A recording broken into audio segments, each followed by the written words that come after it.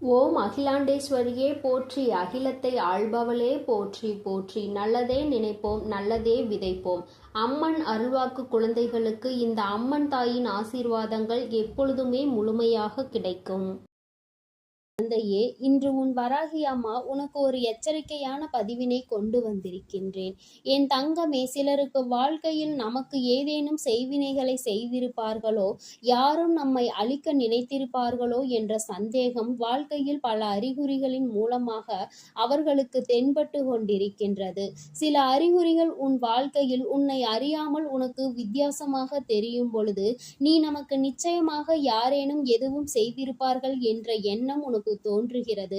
அப்படியானால் என் குழந்தையே, அம்மா சொல்கின்ற இந்த ஒரு அறிகுறி உனக்கு தோன்றிவிட்டது என்றால் அது உண்மையாகவே உனக்கு செய்வினையோ அல்லது பில்லி சூனியம் ஏவலோ வைத்திருப்பதற்கான மிக முக்கியமான அறிகுறியாகும். நீ மற்ற எந்த விஷயத்தை பற்றியும் யோசிக்க வேண்டாம். இந்த ஒரே ஒரு விஷயம் மட்டும் உனக்கு நடந்துவிட்டால் போதும். நிச்சயமாக அது உனக்கு மிகப்பெரிய ஆபத்தினை ஏற்படுத்த காத்து கொண்டிருக்கின்றது. என் பிள்ளையே, நீ முழுவதுமாக கேட்டு உனக்கான நல்ல பலன்களை நீ பெற்றுக்கொள்ள வேண்டும். எந்த சூழ்நிலையில் என்ன நடக்கும், இதற்கான பலன்கள் என்ன, இதற்கான பரிகாரங்கள் என்ன தெரிந்து கொள்ளாமல் என் பிள்ளை நீ மேலும் மேலும் வேதனை அனுபவித்து கொண்டிருக்காதே.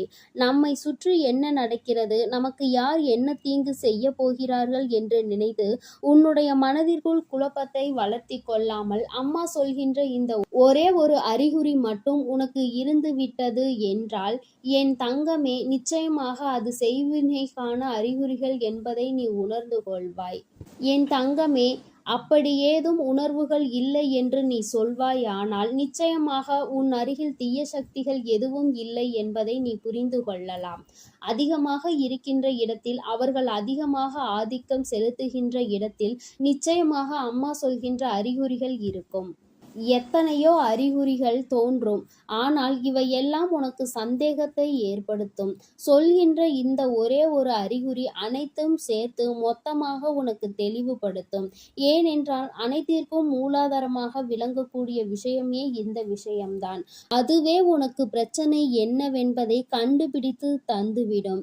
அதுவே உனக்கு பல பிரச்சனைகளை கொடுத்து உனக்கு ஏகப்பட்ட மாற்றங்களை உன் வாழ்க்கையில் கொடுத்திருக்கலாம். நீ அப்பொழுதே புரிந்து கொள்ளலாம், நிச்சயமாக நம்மை சுற்றி ஏதோ செய்வினைகள் இருந்து கொண்டிருக்கிறது என்று. என் பிள்ளையே, அது ஒன்றே ஒன்று மட்டும்தான் இப்பொழுது உனக்கு விளக்கமாக சொல்கின்றேன். நீ அதனை புரிந்து கொள். என் குழந்தையே, அதற்கு முன்பாக உனக்கு செய்வினைகள் இருப்பது போன்ற உணர்வுகளை ஏற்படுத்துகின்ற சில விஷயங்கள் என்னவென்று அம்மா சொல்கின்றேன். என் தங்கமே, திடீரென்று நோய்வாய்ப்படுவது, செய்து கொண்டிருக்கிற வேலைகளில் ஈடுபாடு இல்லாமல் இருப்பதுதான்.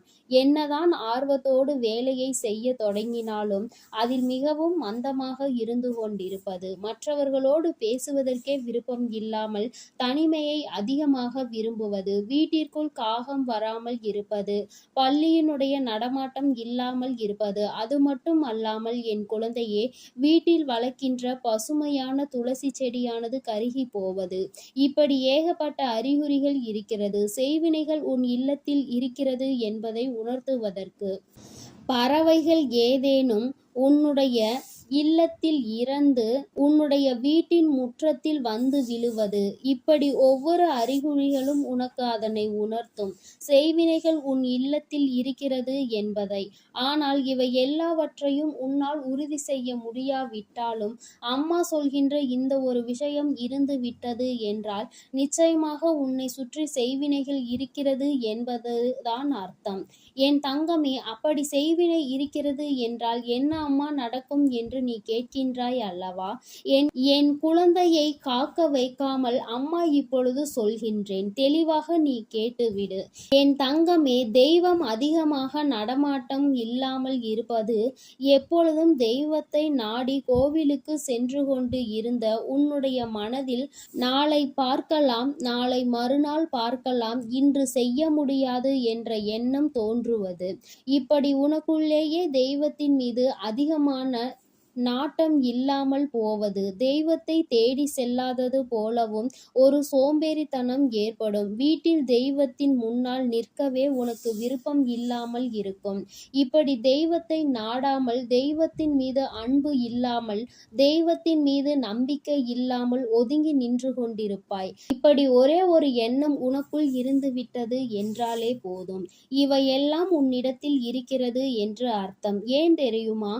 என் தங்கமே, எந்த ஒரு தீய சக்தியாக இருந்தாலும் நீ வர வைப்பது அந்த தெய்வ சக்தியை அல்லவா? அப்படி இருக்கும் பொழுது அந்த தெய்வ சக்தியின் மீது உனக்கு நம்பிக்கை போய்விட்டது என்றால், அந்த தெய்வ சக்தியை உனக்கு நாடி செல்ல வேண்டிய அவசியம் இல்லை என்ற மனநிலை உனக்கு வந்துவிட்டது என்றாலே போதும் அல்லவா? அப்பொழுதே நீ தனித்து விடப்பட்டு விட்டாய். அப்பொழுது உனக்கு பாதுகாவலுக்கு யாரும் இல்லாமல் நீ அனாதையாக நின்று கொண்டிருக்கின்றாய் என்றால், இது போன்ற தீய சக்திகள் எல்லாம் உன்னை உடனடியாக தேடி வரத்தானே செய்யும். வாழ்க்கையில் பல கஷ்டங்களை அனுபவித்துக் கொண்டும் பயந்து கொண்டும் இருக்கின்றாய். அம்மா, அப்படியானால் எனக்கு உண்மையாகவே இப்பொழுதெல்லாம் கோயிலுக்கு செல்ல விருப்பம் இருப்பதில்லை. எனக்கு என்ன பரிகாரம் செய்தால் இதிலிருந்து மீண்டு வர முடியும் என்று என் பிள்ளை நீ கேட்கின்றாய் அல்லவா? என் தங்கமே, நிச்சயமாக இதிலிருந்து வெளிவருவதற்கான மிக பெரிய விஷயம் ஒன்று இருக்கிறது. என் தங்கமே, முதலில் இந்த நேரத்தில் நீ யாரை நாடி செல்ல வேண்டும் தெரியுமா? உன்னுடைய குலதெய்வத்தை. உன்னுடைய குலதெய்வத்தின் காலடியை நீ பற்றி கொள்ள வேண்டும். அவர்களினுடைய அன்பும் அருளும் உனக்கு முழுமையாக கிடைக்கும் பட்சத்தில் ஒருபொழுதும் இந்த தீய சக்திகள் எல்லாம் உன்னை எதுவும் செய்துவிட முடியாது என்பதை நீ புரிந்து கொள்வாய். என் குழந்தையே, தீய சக்திகள் உன்னுடைய வாழ்க்கையில் இருக்கிறது என்பதை நீ முழுமையாக உணர்ந்து விட்ட பிறகு நிச்சயமாக உன் குடும்பத்திற்குள் செல்கின்ற ஒவ்வொரு விஷயங்களை பற்றியும் நீ நன்றாக யோசிக்க வேண்டும். என் தங்கமே, உனக்கு சரி என்று படுகின்றதா அல்லது தவறு என்று படுகிறதா என்று நன்றாக நீ சிந்திக்க வேண்டும். என் தங்கமே, தெய்வத்தின் மீது இருக்கின்ற அன்பு குறையும் பொழுதுதானே இது போன்ற தீவினைகள் எல்லாம் உன்னை நெருங்குகின்றது. அப்படியானால் தெய்வத்தின் மீது கொண்டிருக்கின்ற அன்பை ஒரு நாளும் நீ குறைத்து கொள்ள கூடாது.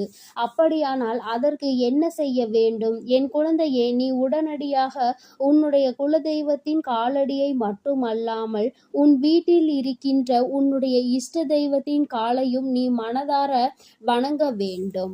மனதார அவர்களிடம் வேண்டுதல் வைத்து அவர்களின் நாமத்தை அடிக்கடி உன்னுடைய நாவில் நீ உச்சரித்து கொண்டே இருக்க வேண்டும். அப்படி செய்கின்ற பொழுது இது போன்ற தீய சக்திகள் உன் அருகில் நெருங்குவதற்கு சற்று பயந்து ஒதுங்கி நிற்கும்.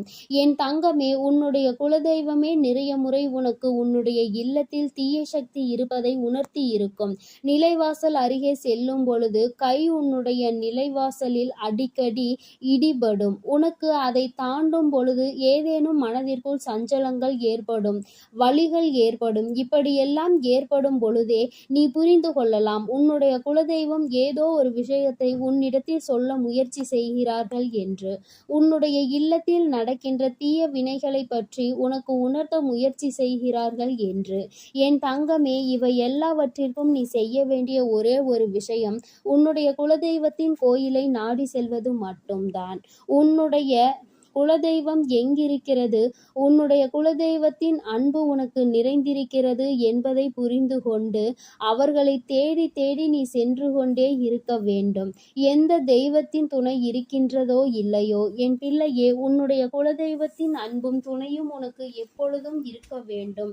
அது ஒன்று இருந்தால் மட்டும் போதும். எந்த விதமான செய்வினைகளும் எந்த விதமான தீய சக்திகளையும் உன்னை ஒரு நாளும் நெருங்காது என்பதை நீ புரிந்து கொள்வாய்.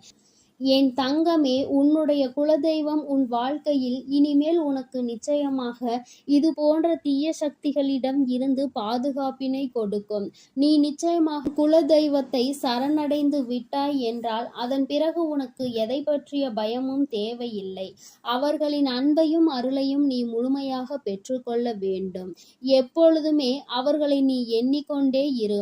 மனதிற்குள் அவர்களினுடைய எண்ணம் ஓங்கி இருக்க வேண்டும். எந்நாளும் குலதெய்வத்தின் நாமத்தை, உன்னுடைய இஷ்ட தெய்வத்தினுடைய நாமத்தையும் நீ அழுத்தி அழுத்தி சொல்லிக் கொண்டே இரு.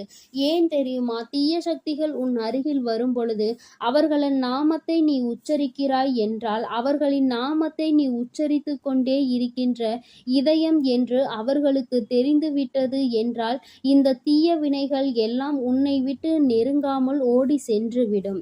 என் தங்கமே, தீய சக்திக்கு பயத்தை காட்ட நீ தயாராக இரு. உன்னுடைய குல தெய்வத்தையும் இஷ்ட தெய்வத்தையும் துணை கொண்ட என் செல்ல பிள்ளைக்கு இந்த தாயானவளினுடைய அன்பும் ஆசீர்வாதங்களும் எப்பொழுதும் முழுமையாக கிடைக்கும்.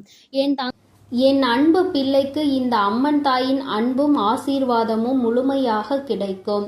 ஓம் அகிலாண்டேஸ்வரியே போற்றி, அகிலத்தை ஆள்பவளே போற்றி போற்றி.